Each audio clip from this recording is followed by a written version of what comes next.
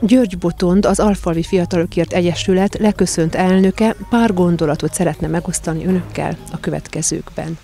2015. december 21-én az Alfalvi Fiatalokért Egyesület megtartotta az éves évértékelő közgyűlését és beszámolóját, amelyben kifejtettem, hogy melyek voltak azok a programok, tevékenységek, amelyeket az elmúlt évben sikerült közösen megvalósítanunk.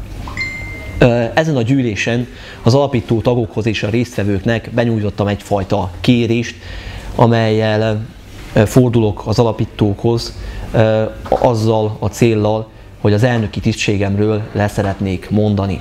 Ezt a döntésemet nagyon nehéz volt meghozni, és úgy gondolom, hogy az elmúlt 2 évben próbáltam olyan rendezvényeket létrehozni az iskolával partnerségben és a helyi önkormányzattal, valamint a művelődési házzal. Olyan együttműködések, partnerségek születtek, amelyek a munkát sikerré tudták formálni, és nehéz volt ezt a döntést meghozni, viszont úgy gondolom, hogy az egyéni teljesítményem és tevékenységeim során, valamint az egyetemi élet mellett nagyon nehéz volt egyeztetni ezt a tisztséget, amely úgy gondolom, hogy elsőként felelősséggel járt.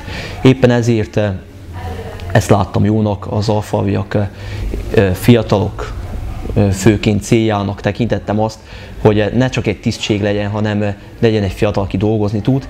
Úgyhogy az elkövetkezőkben is ezt prioritásnak fogjuk tartani, hogy egy olyan fiatal vegye kézre, aki ezért a célért fog dolgozni az elkövetkező években.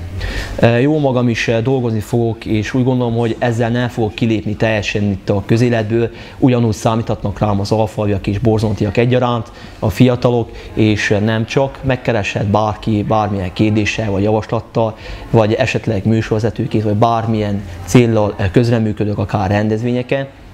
És úgy gondolom, hogy RMDSZ alelnökként az elkövetkezőkben is a közösségépítés az fő célom lesz, és ezért fogok dolgozni.